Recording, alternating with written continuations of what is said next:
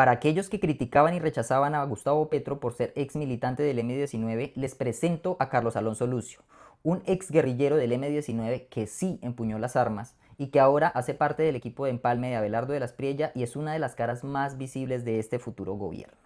Un ex guerrillero dentro del gobierno que tanto los rechazaba, pero no solo eso, su esposa será la próxima ministra de Educación.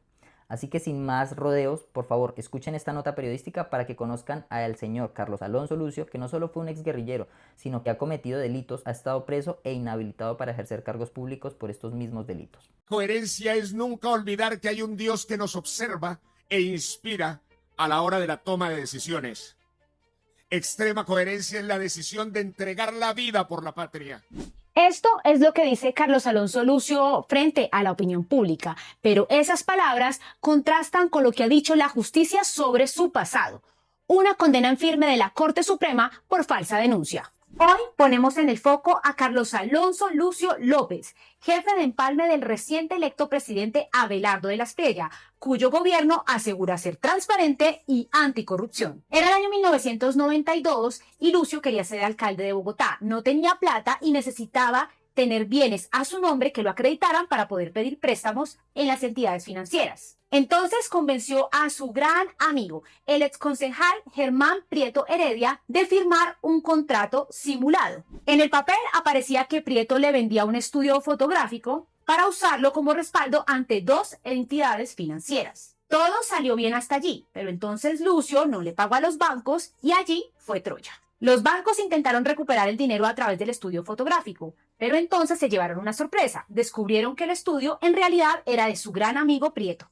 Revista Raya tuvo acceso exclusivo al testimonio de ese amigo, de Germán Prieto Heredia, que data del año 2000 a las afueras de la Corte Suprema, en donde se adelantaba la investigación contra Lucio por falsa denuncia y fraude procesal. Creí en él como muchísimos colombianos lo han hecho, depositando su confianza a través de su voto o de cualquiera de estas manifestaciones.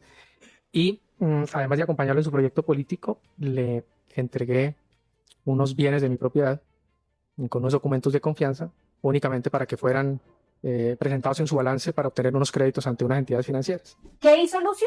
Denunció penalmente a su amigo por abuso de confianza cuando éste realmente le había hecho un favor. Fuera de que me quitó los bienes, me denunció penalmente para protegerse como hace siempre. Pero mientras la Corte Suprema lo investigaba, Lucio decidió evadir por cerca de un año a la justicia colombiana. Por eso, a quien se ve asistir a estas audiencias es a su madre, Sonia López de Lucio, quien esto decía sobre su hijo prófugo de la justicia a las afueras de las audiencias en el año 2000. De la versión de que él está en Yo este equipo de... no, yo estoy aquí por la diligencia de mi hijo. Mientras todo esto ocurría, las versiones sobre su paradero fueron contradictorias. Reapareció diciendo que estaba con el ELN en busca de diálogos de paz, pero el mismo gobierno del expresidente Andrés Pastrana lo desmintió. Creo que he vivido la última historia de este país, las últimas 4 décadas de este país con todo. No obstante, siempre en la búsqueda de algo, de la democracia. Luego los medios de comunicación informaron que fue entregado a la justicia por el paramilitar Carlos Castaño. Luego Lucio cambió su versión y dijo que había sido secuestrado por los paramilitares, pero Castaño aseguró que lo entregó a la justicia. Años después terminó siendo un supuesto asesor de paz en la desmovilización de los paramilitares. Y asesoré el proceso de paz del presidente Uribe con las autodefensas en Santa Fe Ralito. Pero entonces Luis Carlos Restrepo, quien en ese momento era el alto comisionado para la paz de Uribe, lo desmintió. Le dije que era abusivo ocultar el nombre del gobierno, dado a entender que era un asesor del proceso y que le pedía que en su momento lo hablara.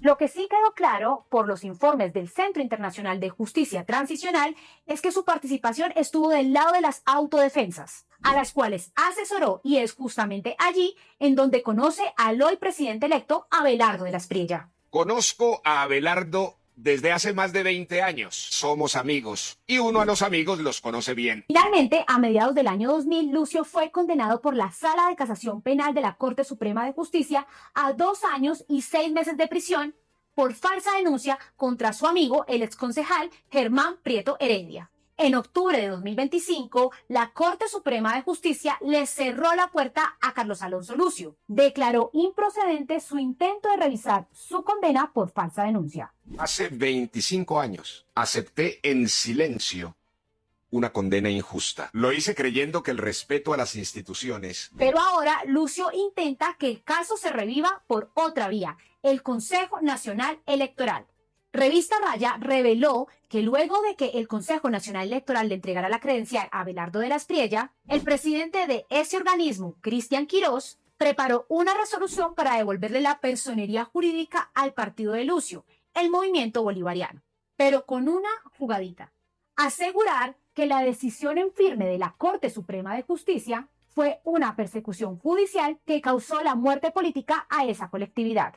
Una historia personal hoy se ha convertido en una lucha cívica, en una causa de nación, en una causa por Colombia, en una causa que nos representa a todos. Incluso se supo de una reunión secreta entre dos magistrados, Álvaro Hernán Prada y Alfonso Campo Martínez, en donde además asistieron Carlos Alonso Lucio y el hoy presidente electo Abelardo de la Espriella antes de presentar ese borrador de resolución.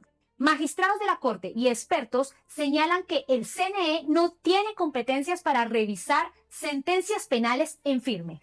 La pregunta ahora es simple: ¿qué entiende el nuevo gobierno por la lucha anticorrupción y la extrema coherencia cuando una de sus fichas claves y coordinador del empalme tiene una condena penal en firme por la Corte Suprema de Justicia? Si quieren leer la investigación completa, los invitamos a visitarnos en www.revistarraya.com, donde investigamos lo que otros no investigan.